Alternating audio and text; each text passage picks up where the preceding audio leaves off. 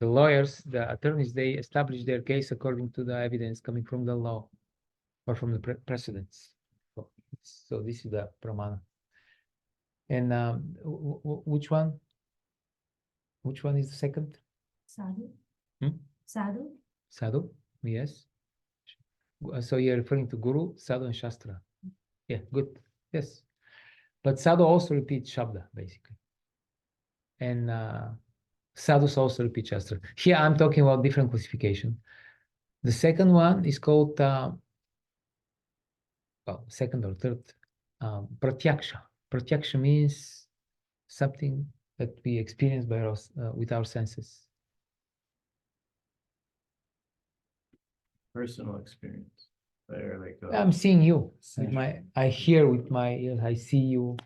So direct experience by the senses. So it's less reliable then. It is less reliable. Why? Have very imperfect senses. We have imperfect senses. Yes. Mashiach Prabhupada gives examples. For example, the sun looks very small to our eyes, so we can be deceived, but the sun is actually huge. And how do we know that? By Shabda, by hearing from an authority. And then the third one is called Anumana. Anumana means reasoning, yes, reasoning. Like logic. Through logic, but this is also imperfect because through logic is such a tool, material logic, that you can establish that something is true through logic, and then next year or tomorrow, greater logician will appear, and on the basis of the same logic, he will disprove your theory and he will establish his own truth. We using the same tools of logic. So by logic, you cannot establish the absolute reality, only by logic. Okay, you said using material logic, and you also said, so that means the spiritual. There is spiritual logic also. Spiritual logic means it is based on Shabda. You use the logic, but according to what Shabda says, not according to your own concoction. Then it is perfect. But is that still logic, or is that just referring to what already exists? Well, logic comes from Krishna. Everything comes from Krishna. So originally logic is meant to, because logic simply means how to think properly. And there is a science of logic, Vedic science of logic. It's called Nyaya. Sometimes we may talk a little bit about this. So the rules how to think properly, and also, therefore, even in Ayurveda, it is stated that if you want to be healthy, you should study Nyaya, logic, because when you learn how to think logically, then you become peaceful. And when the mind is peaceful, then one is healthy. If you're illogical, too emotional, irrational, then it's more difficult. Anyway, so please remember, these are very important things. And is there also Aitiya? Yeah, I mentioned this. There are 10 actually mentioned by Jiva Goswami, but they all fall into one of these three. So Aitiya, for example, what was Aitiya? Tradition. Itihasa. Yeah, it falls on like Mahabharata is Itihasa. Itihasa. It happened so. Yeah. It happens so like it, yeah. Itihasa. One So, upon a time. I know it. I read as tradition, so the traditional understanding. So it falls under Shabda. Anyway, so the whole thing started. Please remember these things. If you're devotee for 3, 4, 5 years, you should know what are the main paramanas: Shabda, Anumana, Pratyaksha. And we started by quoting Bhagavad Gita, Pratyaksha Vagamam Dharmyam. Here, Vyasadeva directly perceived the reality, and this is also type of Pratyaksha, but it is not the ordinary Pratyaksha, Laukika Pratyaksha. It is called Divya Pratyaksha. It is divine perception. When we become very advanced in the level of Bhava and above, then whatever we perceive, this is reality. Now, what we perceive is not reality, it is Maya, because we perceive only material objects. So when somebody advances, then his very perception is the pramana. Then whatever he perceives, this is true. Just like Mother Yashoda, she was bewildered when when Krishna showed the whole universe in his mouth, and then she was thinking, "What is this? Am I getting bewildered? Maybe some higher entity bewilders me." But then she was for a moment she was not sure who is actually Krishna. And then she thought, "Well, if I feel that Krishna is my son, that means he's my son." So that was the end of the argument, because her perception is reality. My perception is not. I may, because I may be wrong. I'm most of the time wrong in what I perceive. But if you're pure devotee, then whatever you perceive is true. Anyway, Hare Krishna. So the idea here was that Vyasadeva perceived directly the reality. But that's just because they're seeing through the eyes of the scripture and the Vedas that everything seems true. We may aspire to see through the eyes of the Vedas, but in their case, they don't really need the eyes of the Vedas anymore, because they Pramanjana Churita Bhakti Vilochana, their eyes are anointed with the pure love of Krishna. So it is already even above the Vedas. It is the perfection of the perfection of the Vedic realization when you see Krishna with pure love. Oh, interesting. It includes this. They're beyond you say. So like they're actually in a like their perception of reality is everything they do is in relation to Krishna then. Because the Vedas, it might be you're looking at it logically to understand how things work, but you might not actually be seeing things with Krishna in mind in that way. It's just like you follow certain procedures to attain certain goal. Let's say you study music, you study piano or violin. So you follow 1, 2, 3. It's when you become very advanced, then it's seamless. You just improvise. You don't have to think about these rules. It's already the embodiment of all this. Yeah. You're just Spontaneous. It becomes Yeah. spontaneous. But we because right now we are spontaneously attracted to Maya. First of all, we have to break this attachment. I mean, it happens simultaneously by becoming attached to Krishna. You simultaneously become detached from Maya.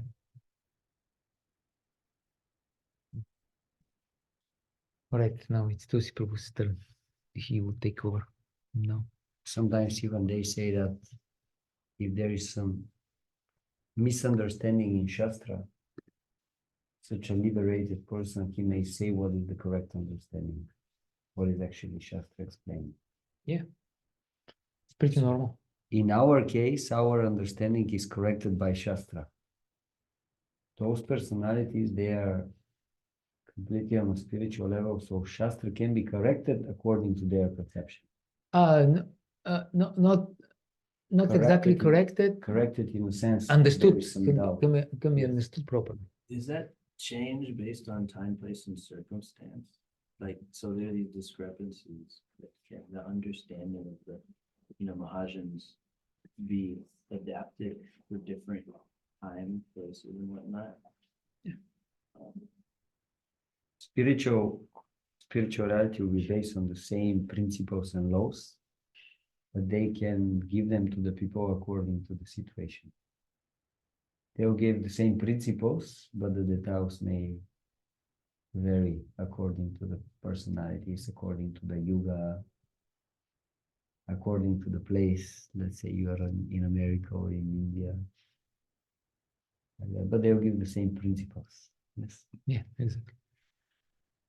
Another example is Yudhishthira Maharaj when the Arjuna won Draupadi, if you know the story from Mahabharata. Then Draupadi came and the 5 Pandavas, by the arrangement of Krishna, they had to marry one wife. This is very unusual. And we have other examples, the opposite examples, but not this type of example. Usually it's the other way around. So there were doubts everybody is almost, I mean, everybody was doubtful. And then they didn't know what to do. And then Yudhishthira, he said that my mind, since my birth, was always spontaneously attracted to Dharma. So my mind is Dharmic. This is established fact. So now my mind doesn't revolt against this idea. That means this idea should be okay. So you see what he's doing here? He's quoting his own opinion as a pramana. But in his case, this is a pramana. It's real. But if I say, And he also confirmed it with the oh yeah, they were, authorities. yeah. I They think asked- Vyasudeva, Yesterday they asked Yeah. Krishna, so everybody said it's fine. So it's not that he only gave as a pramana his mind, right? but his mind was so pure that when he asked his mind, is this okay or not, his mind said yes. Our mind will say yes for other things. But we not cannot to the Dharma. follow, we cannot imitate this, huh? Yeah. Our mind naturally says yes to non-dharma. To things. nefarious, yeah, nefarious activities.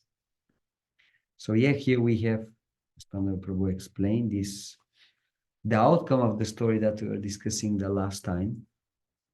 So basically, Srila Vyasadeva was convinced by Narada Muni that he has to present the knowledge of Krishna directly as it is for the benefit of all living entities. And he meditated and he perceived the reality, and he's describing the reality in this literature, Srimad Bhagavatam. So then, what happened? We have a question. Why? Because the Sutta Goswami who is speaking, he is saying, so when he actually manifested Srimad Bhagavatam, his son, Shukadeva Goswami, he studied this literature. He acquired this knowledge. And then the natural question comes, wait a minute. We said that Shukadeva Goswami, he was born as a perfect personality. He was already completely liberated, completely transcendental. Why then he has to study Srimad Bhagavatam? I mean, I thought Srimad Bhagavatam is to help you to achieve perfection. But he is already perfect. So if he's perfect, why he has to study Srimad Bhagavatam? Does it make sense, the question? Natural. So Srimad Bhagavatam is answering with a very famous verse. Sutta Goswami is answering. He is saying, I'll read the Sanskrit, maybe you have heard this verse before. Atma Ramaschamunayo Nirgranta Apyurukrame Kurvantya Haitu Kim Bhaktim Itam Bhuta Guno Hari. Sutta Goswami said, all the different varieties of Atma Ramas, those who take pleasure in the Atma or the spirit self, especially those established on the path of self-realization, though freed from all kinds of material bondage, desire to render unalloyed devotional service unto the personality of Godhead. This means that the Lord possesses transcendental qualities and therefore can attract everyone, including the liberated souls. So what is the idea here? The idea is that actually Srimad Bhagavatam is describing the spiritual reality, and spiritual reality is meant for both those who are materially conditioned and those who are not anymore materially conditioned. Why? Because it doesn't matter if you are conditioned in material activities and you have to stop them and then engage in spiritual activities, or you are already freed from material activities, but still you are not part of the spiritual activities. For both personalities, they have to come to the level of doing spiritual things. So Srimad Bhagavatam is meant for both. It's such a great literature, is meant for both liberated and non-liberated condition, which is a very special. Because generally, many of the Vedic books, they will be meant to help you to come out of the darkness and come to the light. There's someone who is already in the light, he may say, I don't need them anymore. But Srimad Bhagavatam is such a special literature, it's meant for both. Those who are completely materially conditioned will get benefit out of it. Those who are liberated person will get benefit out of it. And even those who are already engaged in completely spiritual activities, like the devotees, they also churn the nectar of Srimad Bhagavatam. It's for everybody. That's why at the end of Srimad Bhagavatam, we have a verse which is saying, Srimad Bhagavatam Puranam Amalam Yad Vaishnavanam Priyam. Srimad Bhagavatam is completely transcendental Purana. Like you have Puranas in Tamaguna, in Rajaguna, in Sattvaguna. Srimad Bhagavatam is above this. He is transcendental. And that's why he is Vaishnavanam Priyam. Very, very dear to the Vaishnavas also. Especially to the Vaishnavas. So this is the question and the answer. That's why Shukadeva Goswami, he studied Srimad Bhagavatam and he actually cherished the nectar, the special message of Bhagavatam. So all this that we discussed until now, it was a little bit like a prelude to Bhagavatam. And now, Sutta Goswami is saying, Sutta Goswami thus addressed the rishis headed by Shaunaka. So remember, we are in a big forest and Shaunaka is asking questions and Sutta Goswami started answering the questions. And now Sutta Goswami is saying, now, since I explain all these things to you, now I shall begin the transcendental narration of the Lord Sri Krishna and topics of the birth, activities, and deliverance of King Parikshit, the sage among kings, as well as topics of the renunciation of the worldly order by the sons of Pandava.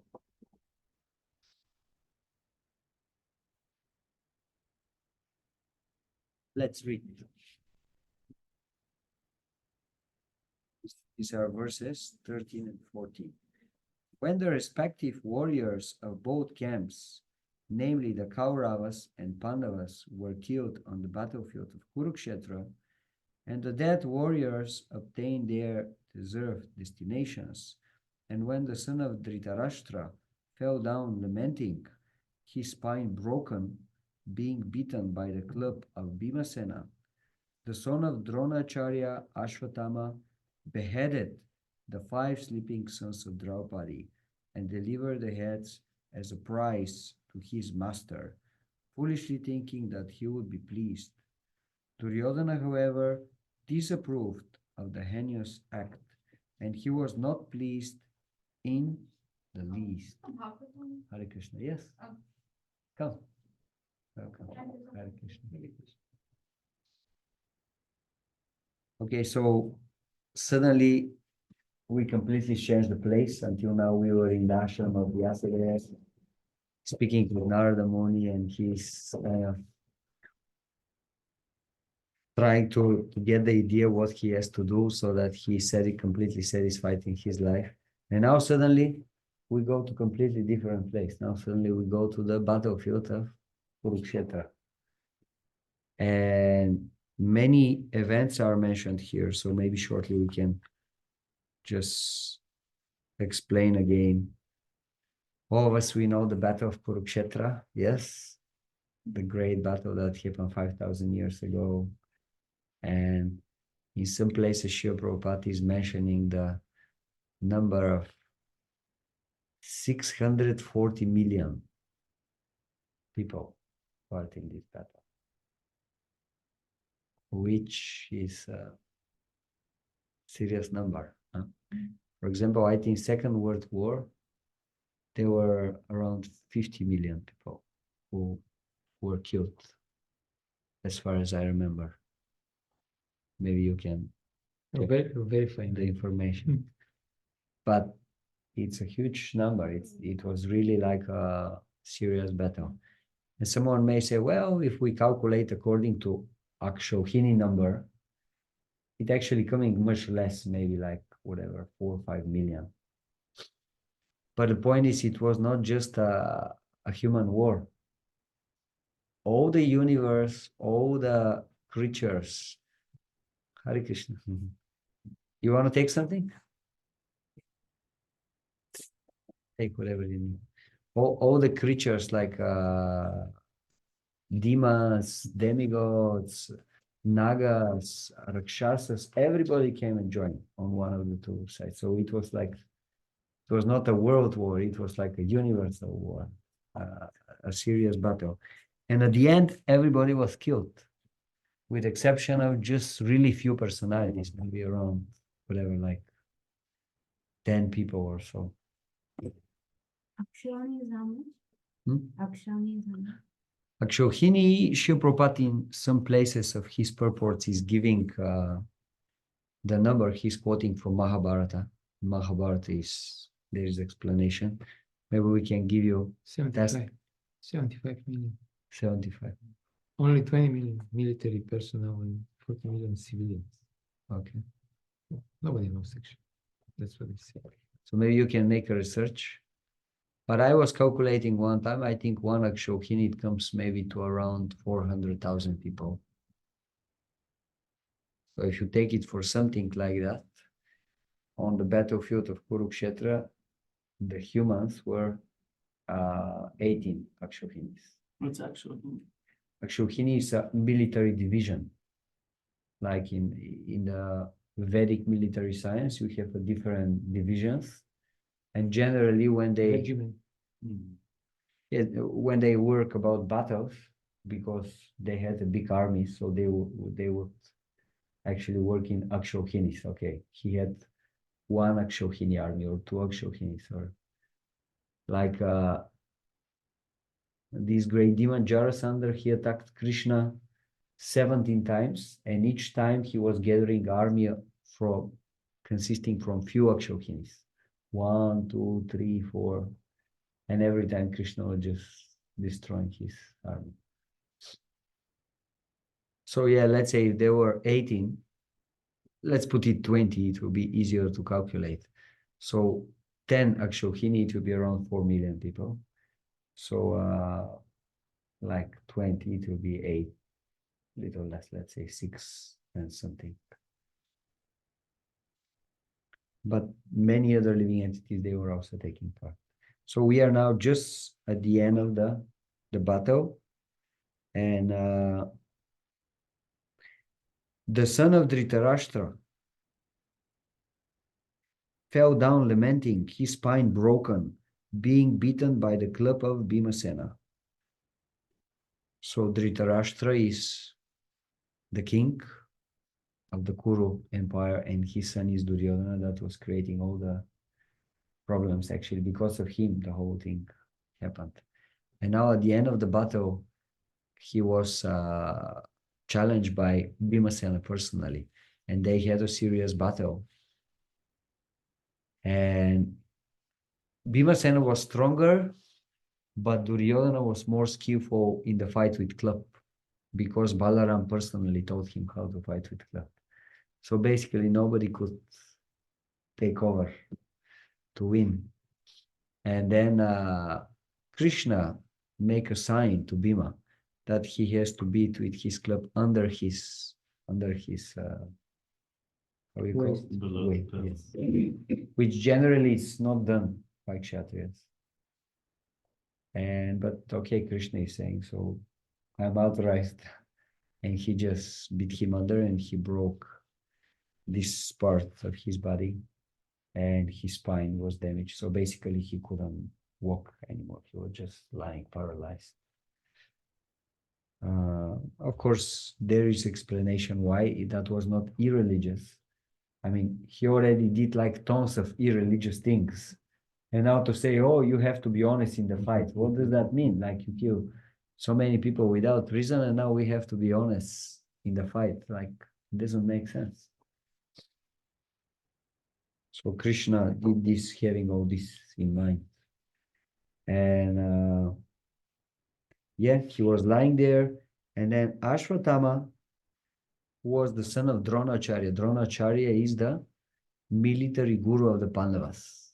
He told them everything, how to fight, how to shot with bow and arrows, he told them all kinds of divine weapons that they can put a mantra while they are shooting the arrow, and actually it becomes not an ordinary arrow, it becomes like a very powerful weapon. Whatever is falls down, like damages like hundreds and thousands of people.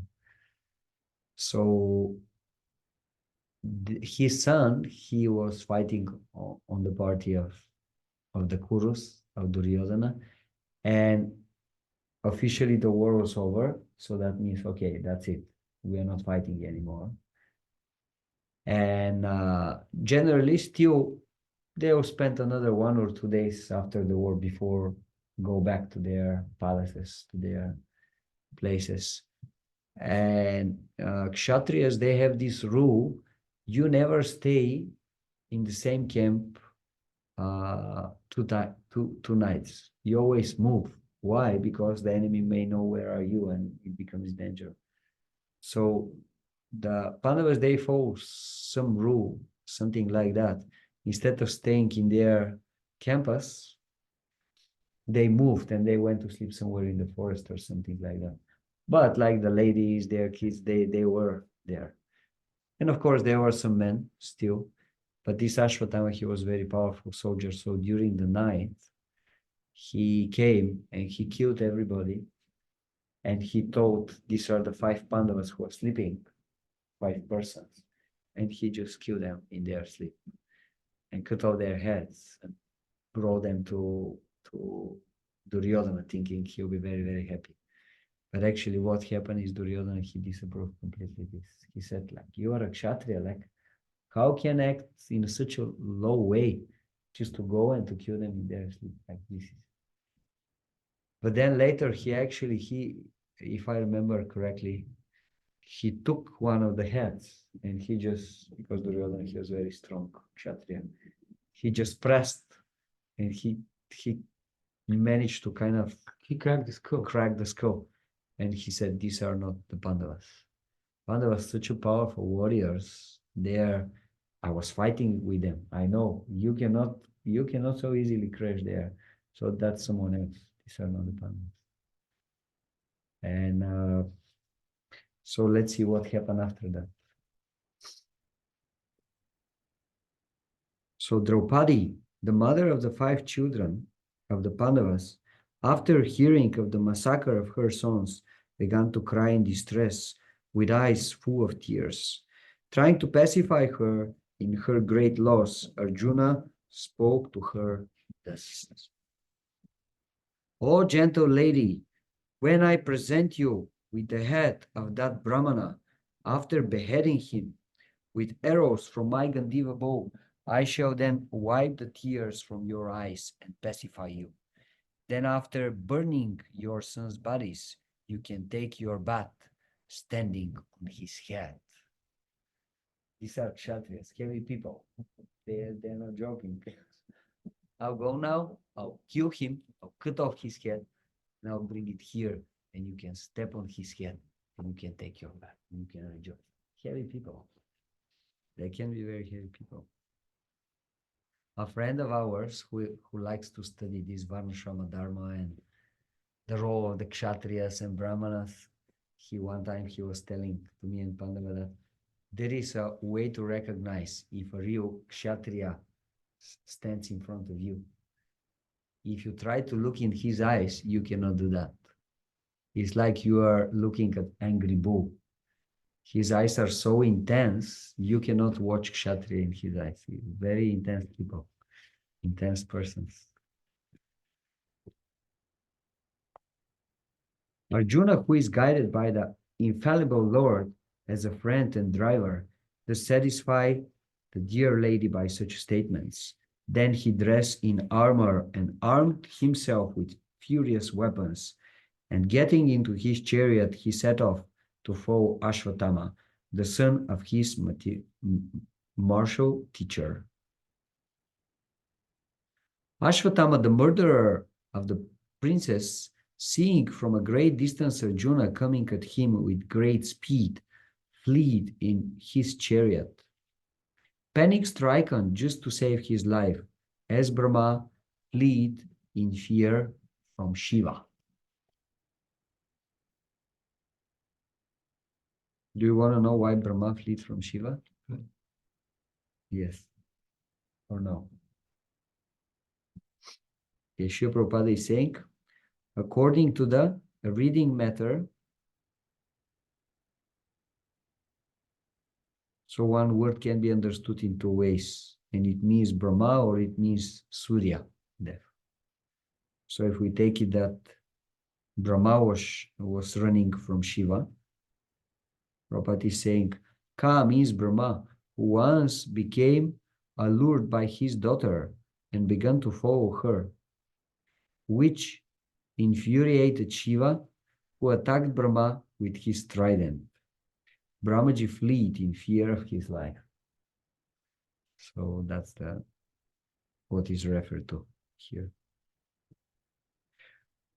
When the son of the Brahman Ashvatthama saw that his horses were tired, he considered that there was no alternative for protection outside of his using the ultimate weapon, the Brahmastra, nuclear weapon. Have you heard about Brahmastra? Yes. Since his life was in danger, he touched water in sanctity and concentrated upon the chanting of the hymns for throwing nuclear weapons, although he did not know how to withdraw such weapons.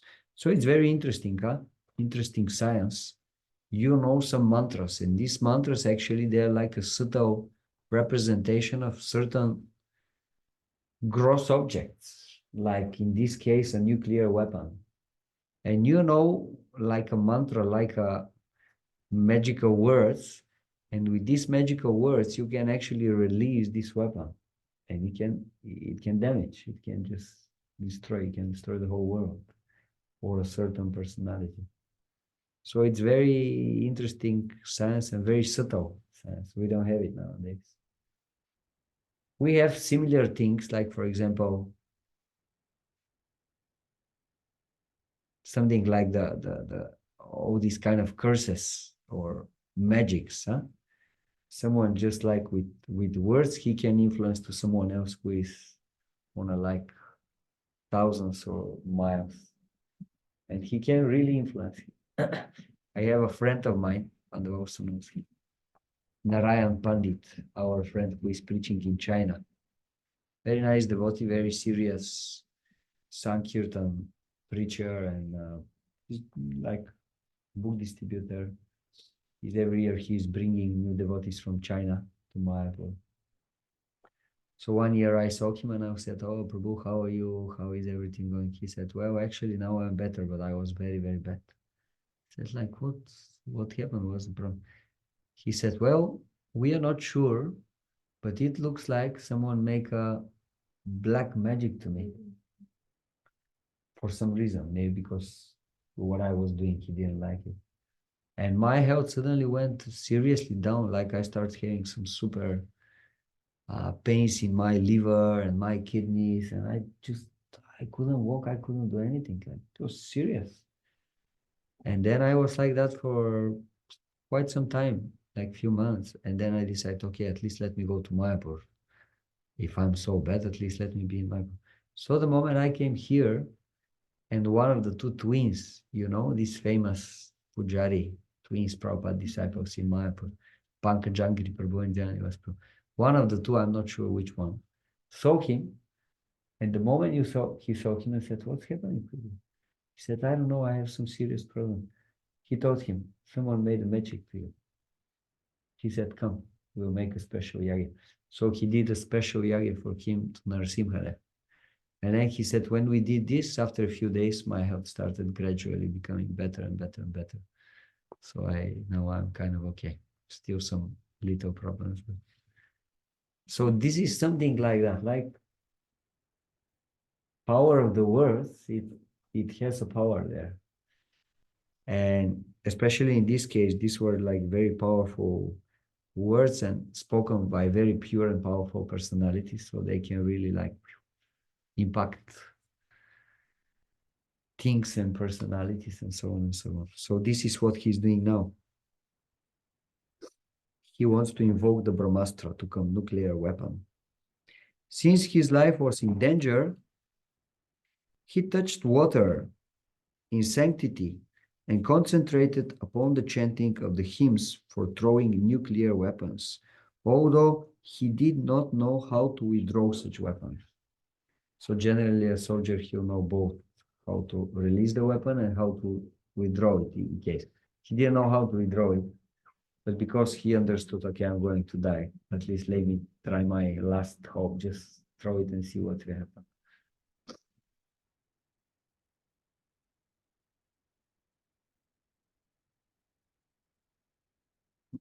Yeah, his life's in danger. He tries to cause damage, or his life's in danger. He calls to Krishna. Although he knows he will damage the life of many living entities.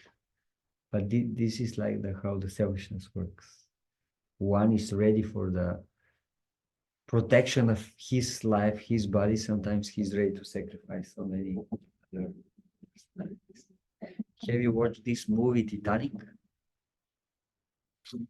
Like there was one interesting scene when the ship is kind of already going under the water, and because they have a boats like to save some of the passengers, but they don't have for everybody. Like nobody told that really it will be needed, so they put some saving boats, but not many. So immediately they made the rule: okay, on the boats are going only the children and the women. That's it. And the men, well, we give you a, how we call this, a life jacket, and Haribo, whatever happens with you. And one of the scenes was how one man is just staying next to the boat, and he's seeing the ladies are going, the children are going, and he just look around, and so he jumped on the boat also. And there was one man who was like kind of organizing the whole thing. He said, "It's for the ladies and for the children. It's not for you." But he was so attached, he kind of made that, no, he cannot do it. He just stayed. And he saw, okay, nothing about it. So sometimes you become so attached to your body that, I mean, you're ready to sacrifice. Because if he sits on this boat, that means someone else will not sit in this boat. That means because of his life, someone else will die. But this is the selfishness, the attachment to the body. You cannot do anything. You just, I go. Like in this case, okay, I'll die. But if I release this weapon, thousands of other like animals and human beings and plants will die. And still, no, my life is more important.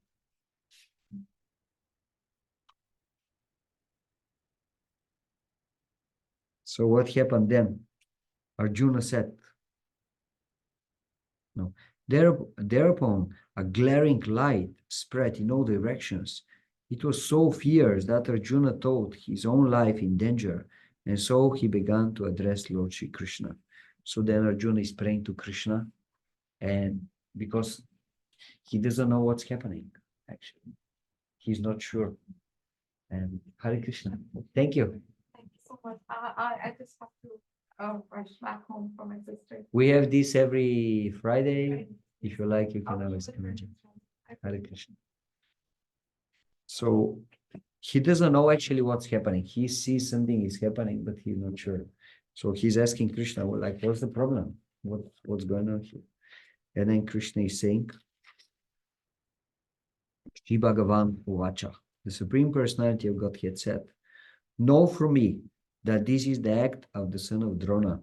He has thrown this hymn of nuclear energy, Brahmastra, and he does not know how to retract the glare. O Arjuna, only another Brahmastra can counteract this weapon.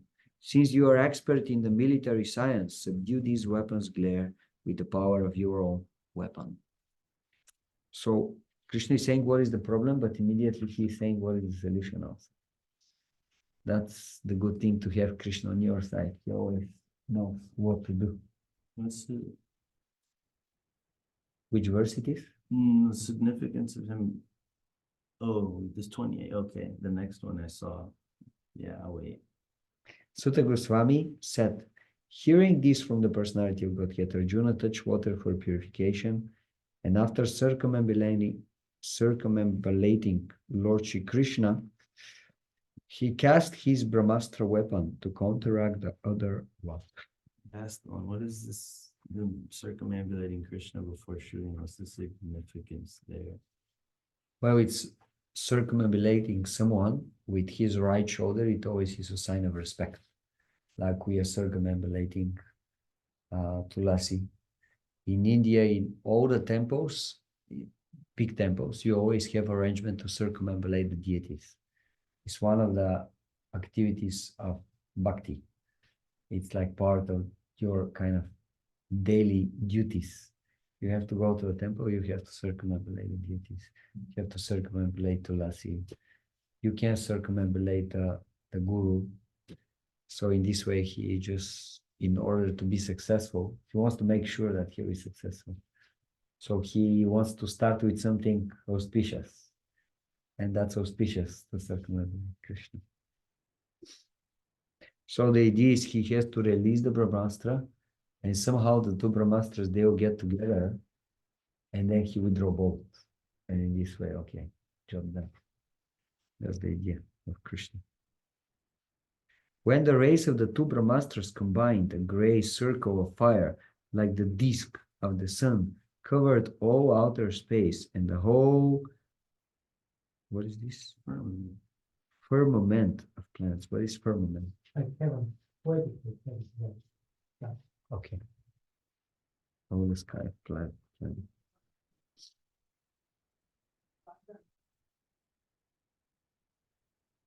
All the population of the three worlds was scorched by the combined heat of the weapons.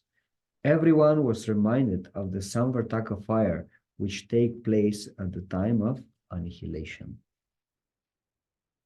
So it is said that when the time of annihilation comes, there is a huge rain for a very long time, 100 years.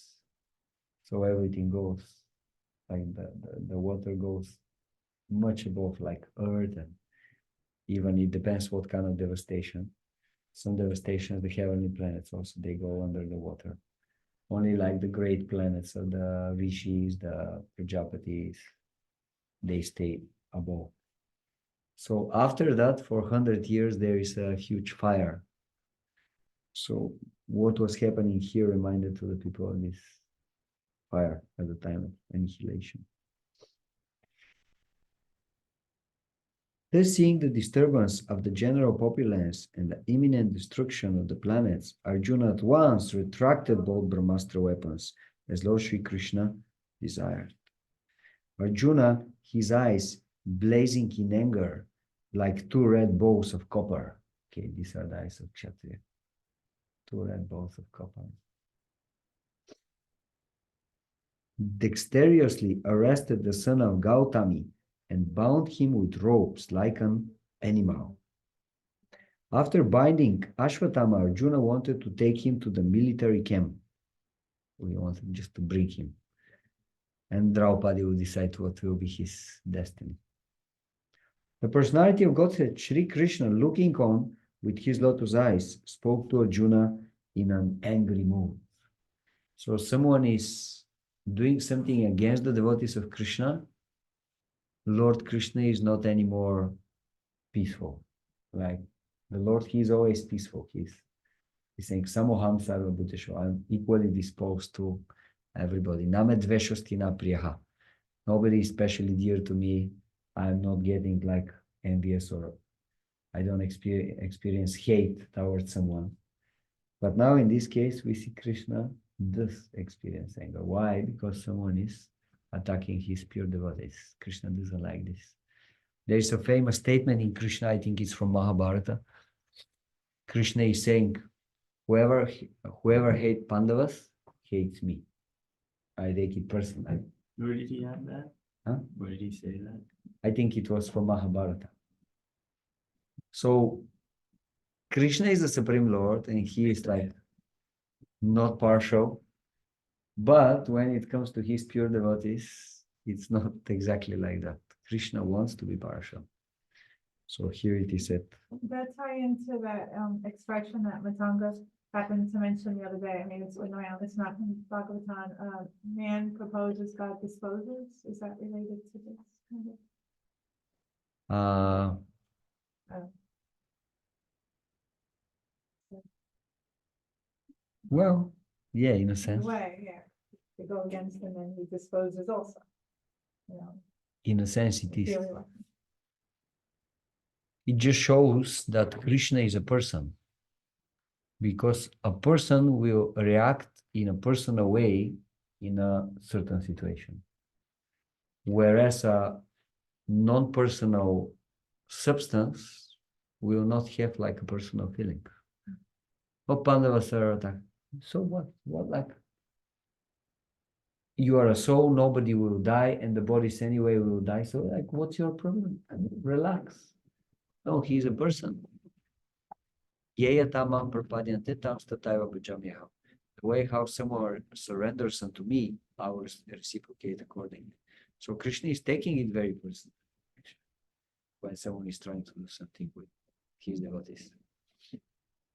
Like when Ambarisha Maharaj had this problem with Durvasa Muni, and Durvasa Muni was running all over the universe because Sudarshan Chakra was just behind his neck.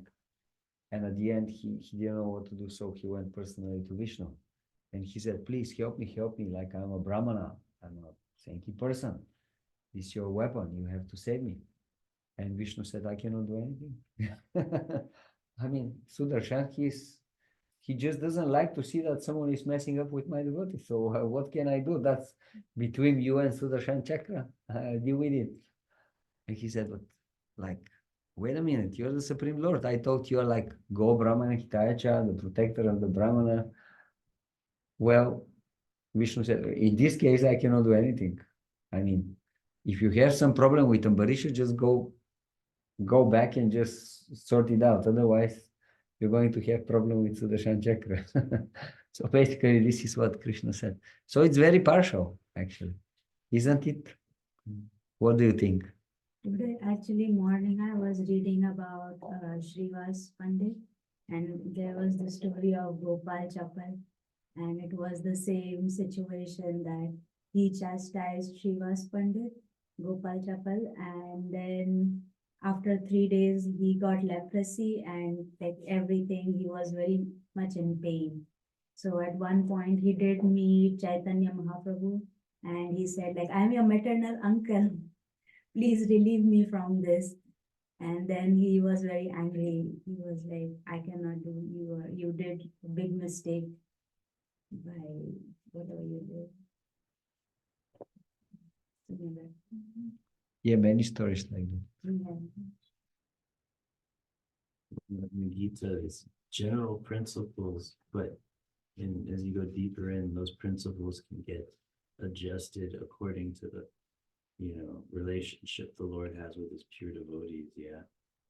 You're mentioning he's equal to all, but when it's someone who's fully surrendered to, like a baby to the mother, is under danger. Actually, what were Acharya saying about this verse? That like half is spoken by the Paramatma. and the second half is by Krishna. Oh, I mean, that means Krishna speaks, but in different mood. Paramatma means he's equal, he's the witness, he's the permitter, he's like the Udasinavat, that means neutral. But as he himself, he's God as himself. He's Krishna actually. And then he has his preferences. It's like the parent. Prabhupada gives the example of parent, he may take care of many children, all his friends and relatives. But his children, he treats them special, and nobody blames him for this, because these are his children. Nobody can come and complain, oh, you are treating your children. Of course, it's my children. You treat your children also special. So I treat mine special. And it's a natural personal thing. So if we really accept that Krishna is a person, actually we should expect this from him. We should expect that he will be personal. The way how we deal with him, he'll deal with us. And the same thing is with the holy name. If this holy name, Krishna's holy name, is the same person, Binatvam Nama Namino, there is no difference between the name and the owner of the name, that means the name will be also as personal as Krishna. So if you deal in an impersonal way, the name will be impersonal. Okay, you don't want to have a relationship with me, okay? No problem. But if you are personal with the name will also become personal with you, meaning the name will reveal how it's Krishna. Krishna will manifest through his name. The personality will manifest. So it's all about being personal with Krishna. Accepting that actually Krishna he's a personality. He's individual. He's not just some energy or some principle or some power or something like that. Very often we say it's person, but actually we really deeply we act in a way that he is not a person. Or rather we accept his whatever, some kind of principle or something like that. This is so deep in us, this impersonal idea, impersonal mentality. So if we read very carefully Shastra, actually we will see so many signs how Krishna is a personality and he is acting in a personal way, especially with his devotees, because they want to treat him as a person. So he reciprocates as a person. So Krishna spoke in an angry mood. Lord Shri Krishna said, "O Arjuna, you should now show mercy by releasing this relative of a Brahmana, Brahma Bandhu." So Krishna is saying he is not a real Brahmana. So you have to treat him just as an aggressor. What were these 6 aggressors described in Bhagavad Gita? Someone who Sets fire, who takes others' property, who A lantern wife who poisons, give attacks poison. with deadly weapon. These personalities are considered aggressors, so you can immediately kill them, and there will be no sinful reaction. So Krishna is saying actually the act he did shows that he is not a real Brahmana. A real Brahmana wouldn't act in this way. So he is a friend of a Brahmana, just because he is born in the family of Brahmanas. So you can just kill him immediately. For he has killed innocent boys in their sleep. A person who knows the principles of religion does not kill an enemy who is careless, intoxicated, insane, asleep, afraid, or devoid of his chariot. Nor does he kill a boy, a woman, a foolish creature, or a surrendered soul. Surrendered soul like white flag or surrendered to the Lord? In this case, surrendered with the white flag. Right. But in this higher sense, of course, you don't kill devotees. This is also. A cruel and wretched person who maintains his existence at the cost of others' lives deserves to be killed for his own well-being. Otherwise, he'll go down by his own actions. Furthermore, Krishna is saying, I have personally heard you promise Draupadi that you would bring forth the head of the killer of her sons. So I think you have to do it, and you promise you're going to do it. So you just finish him off here. No need to wait for later. This is what Krishna is saying. Of course, in the purport, Srila Prabhupada explained that actually Krishna wanted to test Arjuna and to show his greatness, how spiritually he is advanced and how compassionate he is. And also to show his discriminatory power of a great Vaishnava, great devotee of the Lord.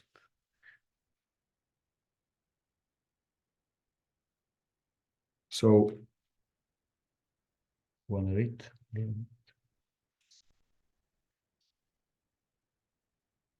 Okay.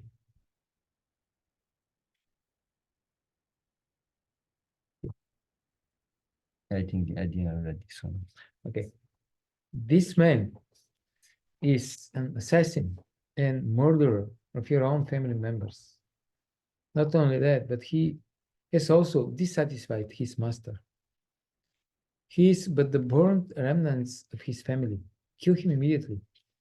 Suta Goswami said, although Krishna, who was examining Arjuna in the religion, encouraged Arjuna to kill the son of Dronacharya, Arjuna, a great soul, did not like the idea of killing him, although Ashwatthama was a heinous murderer of Arjuna's family members. Ashwatthama is the next Vyasa. Okay, so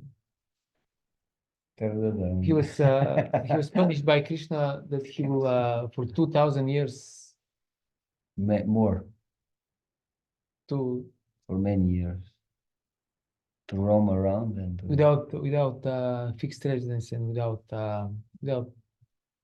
support by anyone. But then so this was 5,000 years ago, so he did this for 2,000. So since 3,000 years, everything is okay. That's For like him. something. But he will be the next, or maybe 2 cities later, I'm not sure. But I heard 2,000, maybe more. But then the point is that the next Kali Yuga, he will be the next Vyasadeva. Because Vyasadeva is post. So he's not disqualified ultimately. Does that mean no one's disqualified ultimately? Basically, until he himself doesn't disqualify himself continually. So good that Arjuna didn't kill the future Vyasadeva. well, this is very interesting because it's like what you were describing before about the mind of Yudhishthira. Because Krishna is personally speaking here and Krishna is telling him, you have to do this. But in his mind, he felt that, well, something is wrong. So he already kind of understood that, wait a minute, something is. So he just said, okay, let me wait. Let me just wait. Yeah. Okay, next. After reaching his own camp, Arjuna, along with his dear friend and charioteer, Sri Krishna, entrusted the murderer unto his dear wife, who was lamenting for her murdered sons. Oh, let's remove this. Why? Because it's getting too hot. Oh, This is not good for him. For it. Oh, yeah.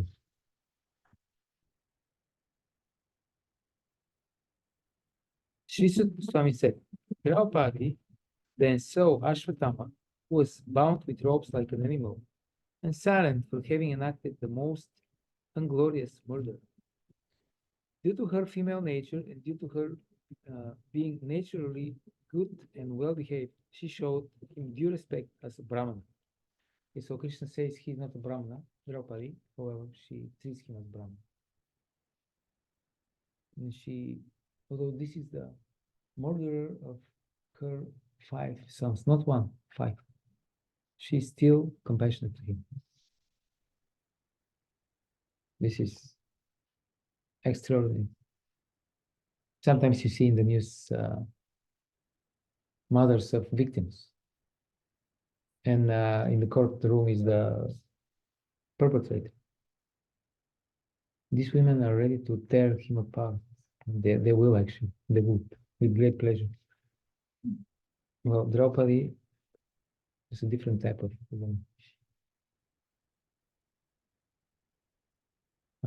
Okay. The specific word used in this is from Prabhupada's purport. In this shloka is Vama Svabhava, mild and gentle by nature. A good man or woman accepts anything very easily, but a man of average intelligence does not do so.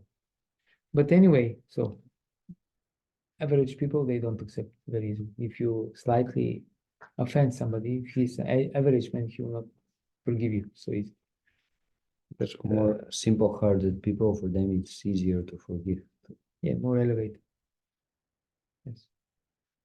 But anyway, we should not give up our reason and discriminatory power just to be gentle.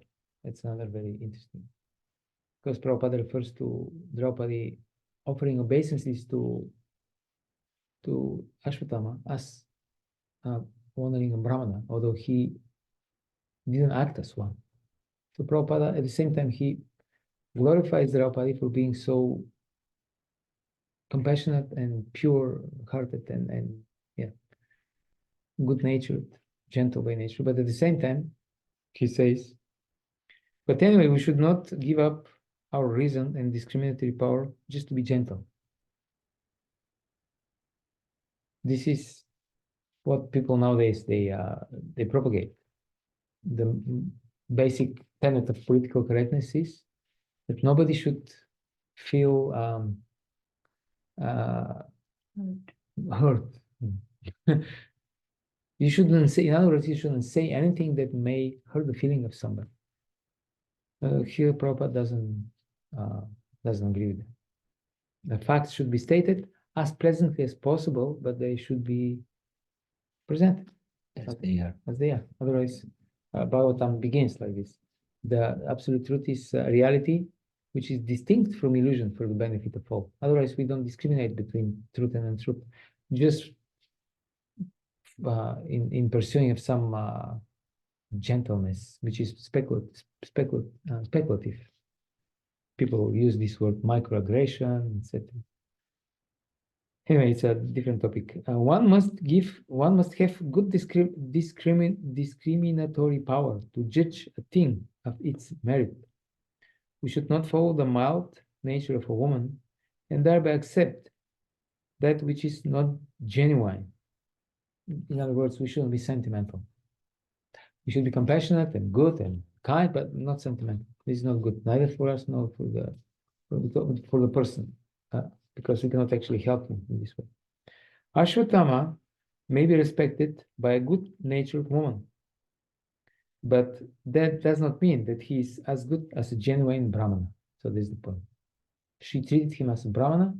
He is not at that in this capacity right now when we describe his pastime. He was not acting. Later on, when he became purified, he followed the prayachita, etc. He became reinstated, and he will be even next Vyasdeva. But right now, he should not treat him as a Brahman because he didn't behave as one. She could, okay, text two. She could not tolerate Ashwatthama's being bound by ropes, and being a devoted lady, she said, release him, for he is a Brahmana, our spiritual master.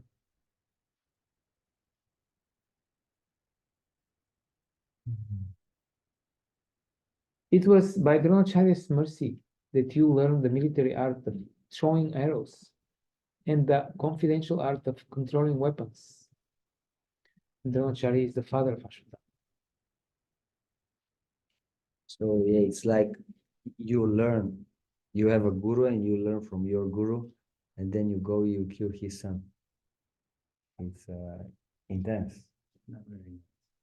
But at the same time, this son is the killer of your son, so it's a very complicated situation. He, Dronacharya, is certainly still existing, being represented by his son. His wife Kripi did not undergo a sati with him because she had a son. Purport. The wife of Dronacharya, Kripi, is the sister of Kripacharya, a devoted wife who is, according to real scriptures, the better half of her husband because she engages in his service. That's the logic behind. Is justified in embracing voluntarily death along with her husband if she is without issue. But in the case of the wife of Dronacharya, she did not undergo such a trial because she had her son, the representative of her husband. A widow is a widow only in name if there is a son of her husband existing. So in either case, Ashwatthama was the representative of Dronacharya, and therefore killing Ashwatthama will be killing Dronacharya, because Dronacharya was killed. So now he'll kill his son. That means he's now really killing Dronacharya, because there is no son, there is no issue or Naslедник, there is no descendant, and he'll basically kill her mother also, because now she doesn't have anyone left. That was the argument of Draupadi against the killing of Ashwatthama. Okay, next verse. Oh, most fortunate one, who know the principles of religion, it is not good for you to cause grief to glorious family members who are always respectable and worshipful.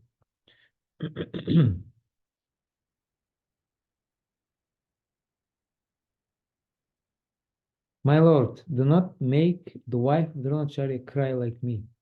I am aggrieved for the death of my sons. She need not cry constantly like me. So this is again the nature of Draupadi, glorious. Usually, what normal person would say. I was suffering, now they have to suffer. Or eye for an eye, right? Two wrongs don't make a right.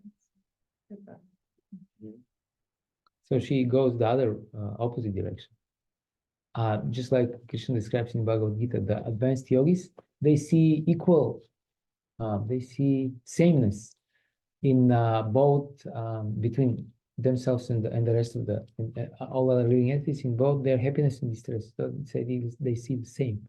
That means I don't want anyone else to suffer like I'm suffering. An average person will think I'm suffering, let him suffer even more.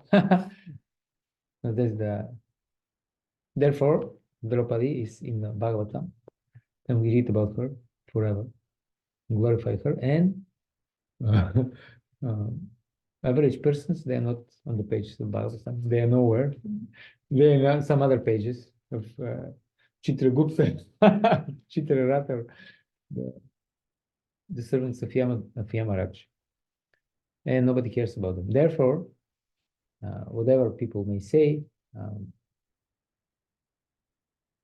the Shastra describes the glorious characters of the great personalities, usually Brahmanas and Kshatriyas. And Prabhupada says the Vaishyas and the Shudras, they're not so important. Why? Because usually, not that you don't have pure devotees amongst Vaishyas. Shudras, you do. And they are described in Chaitanya Charitamrita, in Bhagavatam, many places. But usually they don't represent the proper qualities that we are supposed to follow. And therefore we read Shastra, because we need a good example to follow. Therefore we read about the great personalities.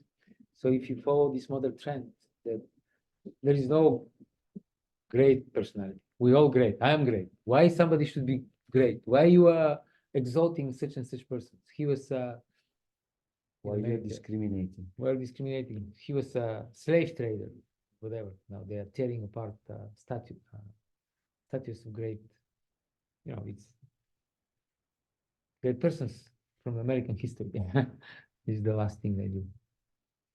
So whatever people may say, we are worshipping the great acharyas, and they are great, and we are not so great. So you deal with it. If you want to become great, you follow Mahajan Yanagata Sapanta, you will become also great devotee. You have the opportunity, but right now, okay.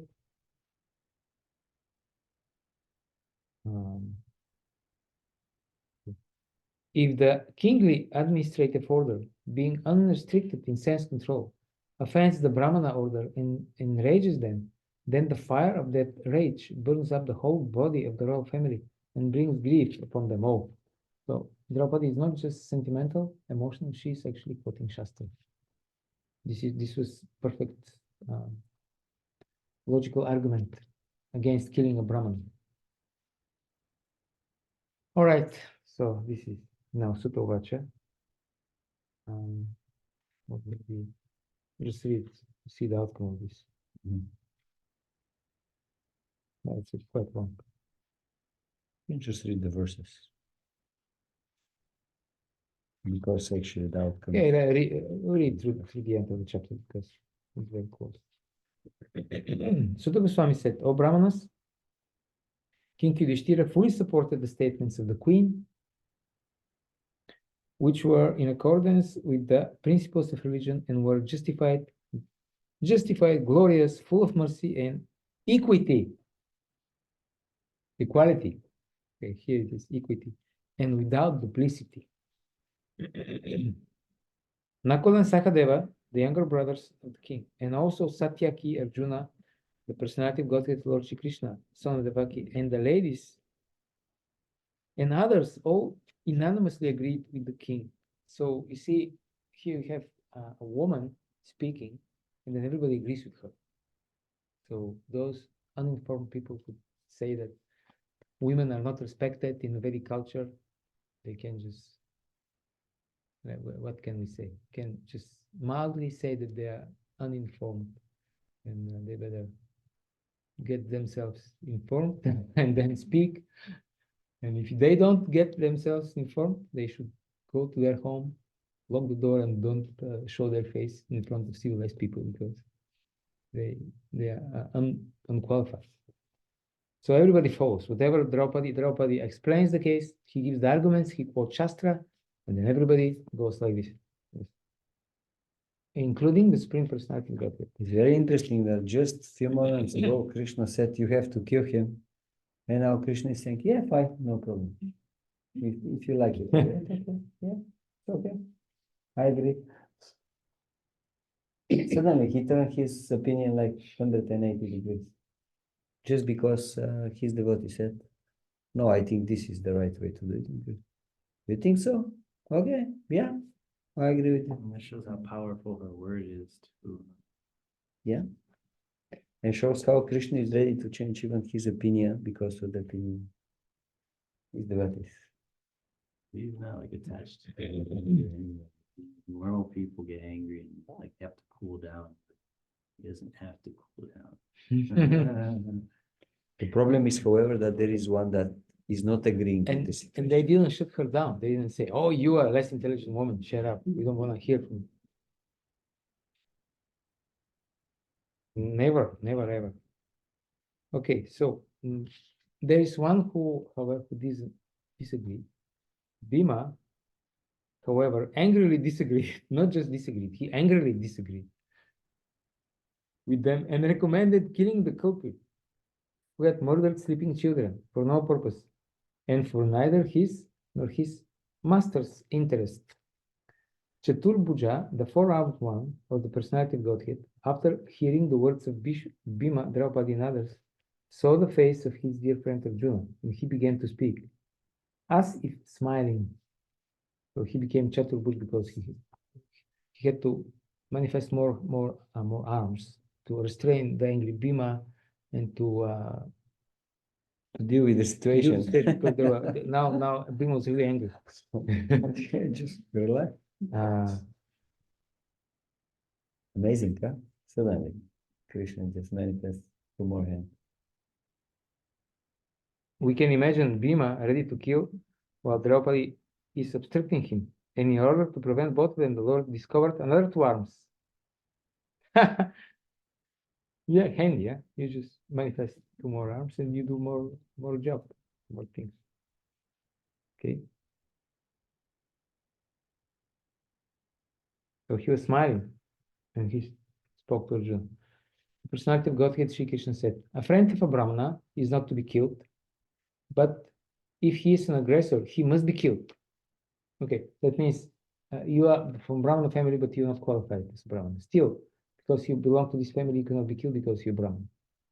However, if he's an aggressor, he must be killed according to Shastra. You have to kill him because this for his own good. He doesn't have to suffer next life. He suffered now the reaction, next life he's purified, he can be above in heaven. All these rulings are in the scriptures, and you should act accordingly. You have to fulfill your promise to your wife first, and you must also act to the satisfaction of Bhimasen and me. And he's smiling while saying this. So he puts him on the spot and he's smiling. So let's see what he will do now. Sudha Goswami said, just then Arjuna could understand the motive of the Lord by his equivocal orders, and thus with his sword he severed both hair and jewel from the head of Ashwatthama.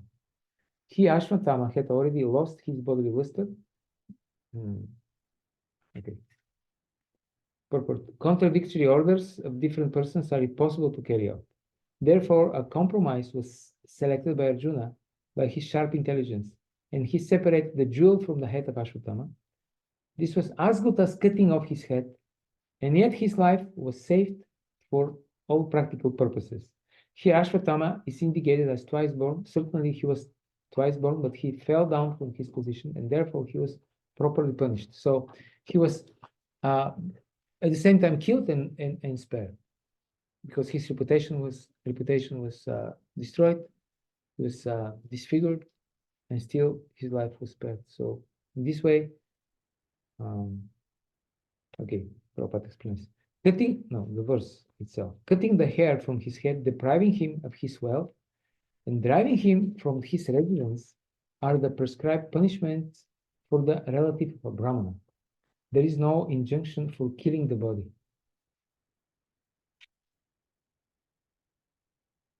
Thus he was unbound and driven out of the camp. Thereafter, the sons of Pandit Draupadi, overwhelmed in grief, performed the proper rituals for the dead bodies of their relatives. So in this case, we see how everybody was pleased. Arjuna acted in such a way that all the involved parties were pleased. But this is the Vedic way. You do it in such a way that everybody is pleased. The modern way is you take the power, you grab the votes by politics, by manipulation, whatever. You gather more people to vote for you. Then you pass the bill with maybe with one vote, and you're done. And the 1% will be happy. Yeah, 51% your party is happy, and the 49% they curse you, and you couldn't care less. Let them deal with it. This is the modern scenario. The Vedic scenario is you have to reach some mutually beneficial and win-win solution. You have to try to do this. You discuss unless you Until this is the you- Brahminical way. The Brahmanas come together, they discuss until they reach conclusion. and they are- everybody should be all agree. more or less happy with it. Modern scenario, as I said, you bring in the body, the government body, you bring in more of your people that you know that they'll vote for you. And you avoid any discussion. You don't discuss, because what do you have to discuss with these stupid people? They don't understand. You just vote, and then you don't care. The problem with this is that next time you'll be in the receiving end. Sooner than later, the other party, they will do the same to you. That's for sure, and that's what we have been seeing since time immemorial in the material world. Okay, so it's not stable. I just wanted to pay attention to one interesting moment. So what happening after that is that actually Ashwatthama, he is released, and little after that, for a second time, he is releasing the Brahmana. This time trying to kill the only descendant of the Pandavas. So he's wrong. They have to kill him. They allow him to let it go with it. And then just after a few minutes after that, he's doing the same thing again. Can you imagine? Now, if something happened like that, what will most people say? No mercy for this guy. I mean, they had to do it already the first time, but okay, at least this. Yeah, one American devotee told me once. I mean, in this connection, he told me he quoted somebody. Okay, he quoted somebody, and he disagreed with this quote, but he just gave an example. So the quote was, "If somebody harms you, that's his problem. If somebody hurts you once, that's his problem. If this same person hurts you twice, this is your problem because you didn't deal properly with him the first time, and he was able to hurt you second time." So yeah, so that's the situation. Now we would expect that, okay, now this time Krishna will do something serious. And yes, he's punishing him for a long period, whatever Pandava said, whatever, 2000 I think years or 2000 whatever. years. But the point is, Krishna is giving him a chance again. It doesn't make sense according to our Eternal damnation. yeah. If you do something wrong, you are eternally going to hell without any possibility of rectification. So Nobody cares to rectify you. it looks like the idea of judgment That's the and what is Protestant idea. right and what is wrong to Krishna is maybe a little bit different from our idea of judgment and punishment. So it's Shastra is really opening our eyes in such a situation to see actually how Krishna is taking them. Okay, there is a very difficult situation. Krishna has to do something about it. We see he is doing something serious, but it's not like without a hope. There is a hope. Always there is a hope. So it's kind of, if you see the way of the logic of Krishna, the thinking of Krishna, it's actually very hopeful. Because you see, even for me, I may be the greatest rascal and sinner and whatever, still Krishna will accept me. I mean, if he accepted Ashwatthama, was trying to kill his pure devotees, okay, then at least I'm not trying to kill the devotees. Yes, I'm definitely offended from time to time, but I'm not trying to kill them. Okay, there is a chance for me. There is a chance for me. Just one thing that this what's the word? Опозоряване. If you Condemnation. no, yeah. Anyway, Hare Krishna. Maybe I shouldn't say it. Okay. Thank you very much, dear devotees, for your attention and participation. So we will continue. Defaming a devotee, okay. Defaming a devotee is equal to killing him, because Prabhupada said that the most important thing for a preacher is his reputation. So defaming devotee, preacher, or brahmana, especially on the internet, is equal of killing him. So it's very serious, very heinous crime. So next time before somebody. That's the reason why when I was taking the disciple course, Brahmananda Prabhu was teaching us and he was talking about all sorts of things. And I asked him about Kirtanananda Prabhu, and he said that no. No, so maybe that's the reason why. Yeah, he has this policy. Hare Okay, Krishna. Hare Krishna. Danta Srimad Bhagavatam ki Jai. jai, Shri Prabhupada ki jai, Jai. Advaita Bhakta Vrinda ki jai. Jai. Gaura Pranam.